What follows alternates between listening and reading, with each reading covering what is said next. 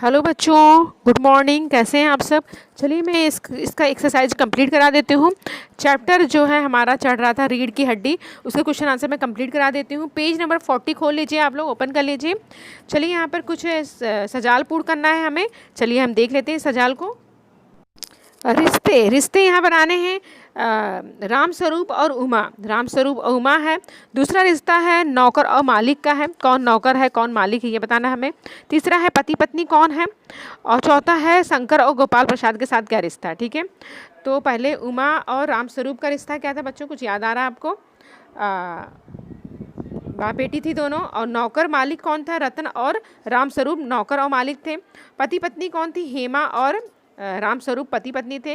शंकर और गोपाल बाप बेटे थे, यानी कि जो शंकर था वो उमा को देखने के लिए लड़का था, आने वाला था, और गोपाल जो है उसके पिताजी थे। ठीक है बच्चों, चलिए मैं लिख के भी बता देती हूँ आपको, तो आपको ज़्यादा समझ में आ जाएगा किस तरह से, नहीं तो कन्फ्यूज़ हो जाएंगे आप लोग कहीं ना कहीं।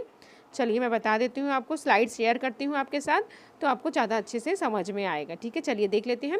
राम स्वरूप और उमा जो है पिता और पुत्री हैं। राम स्वरूप और उमा जो है पिता और पुत्री है।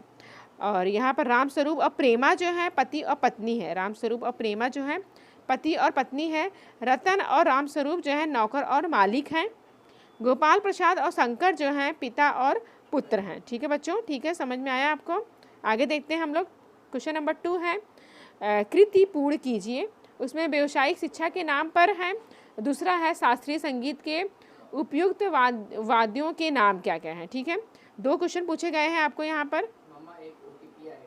चलिए दोनों क्वेश्चन को देख लेते हैं। पहला है यहाँ पर व्यावसायिक शिक्षा के नाम पर वकील और मेडिकल। ठीक है, यहाँ पे 2 आ रहे हैं, वकील और मेडिकल आ रहे हैं। दूसरा है शास्त्रीय संगीत में उपयुक्त वाद्यों के नाम जो हैं वो हैं हारमोनियम और सितार। ठीक है, हारमोनियम और सितार है, 2 वाद्यों के नाम पूछे गए थे।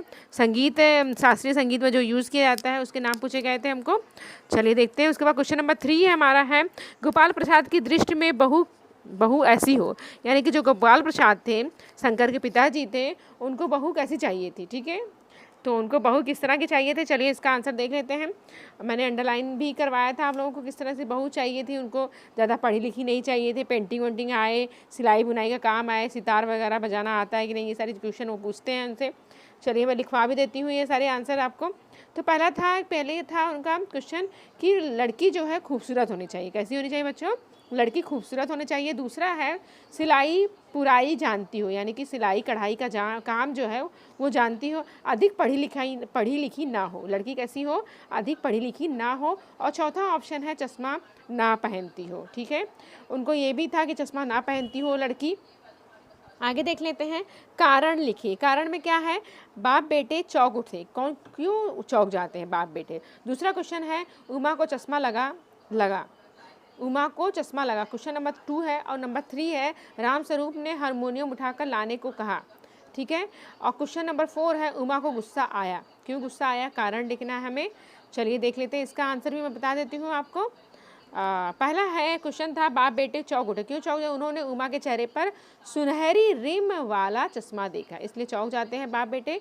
दूसरा क्वेश्चन है कि उमा को चश्मा लगा, पिछले महीने उमा की आंखें दुखने लगी थी, इसलिए उसकी आंखों पर क्या लग गया, चश्मा लग गया। क्वेश्चन नंबर 3 है राम स्वरूप गोपाल प्रसाद और शंकर को दिखाना चाहते थे कि वो उमा हारमोनियम बजाना जानती है। कहीं ना कहीं राम स्वरूप जो थे वो बताना चाहते थे कि मेरी बेटी को हारमोनियम बजाना आता है। क्वेश्चन नंबर 4 है गोपाल प्रसाद उमा के चश्मे, उसके गाने बजाने, पेंटिंग, सिलाई और उसकी पढ़ाई को लेकर एक के बाद एक सवाल करते जा रहे थे। कहीं ना कहीं जैसे लग रहा था लड़की एक नुमाइश है और उसे एक ना एक क्वेश्चन किए जा रहे थे, तो गोपाल प्रसाद तो उमा को इसलिए गुस्सा आ जाता। ठीक है, क्यों गुस्सा आता है, क्योंकि वो उसके गाने बजाने के, उसकी पेंटिंग, सिलाई, उसकी पढ़ाई के एक के बाद एक क्वेश्चन किए जा रहे थे। अब दूसरा और देख लेते हैं। क्वेश्चन नंबर 5 है हमारा। क्वेश्चन नंबर 5 है सूचना अनुसार लिखिए, पढ़ना, समझाना, सीना और चाहना। ठीक है, इसका हमें लिखना है कृदंत लिखना है।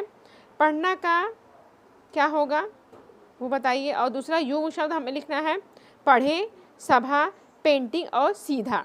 ठीक है बच्चों, ये हमें युग्म शब्द लिखना। चलिए इसका क्वेश्चन नंबर 5 का भी हम लोग सोल्यूशन दे देते हैं। कृदंत होता है पढ़ना का पढ़ाकू, समझना का समझदार और सीना का सीने वाला, और चाहना का चाहत। ठीक है बच्चों, चाहना का चाहत होता है, पढ़ना का पढ़ाकू होता है। एक बार फिर से रिपीट कर देती हूँ। समझाना का समझदार होता है, सीना का सीने वाला होता है, चाहना का चाहत होता है। ठीक है बच्चों, आगे देख लेते हैं। युग्म शब्द भी है इसके साथ। पढ़े लिखे, युग्म शब्द क्या होता है? पढ़े लिखे। सभा सोसाइटियों, पेंटिंग वेंटिंग, सीधा साधा। ठीक है बच्चों, एक बार रिपीट करती हूँ फिर से मैं।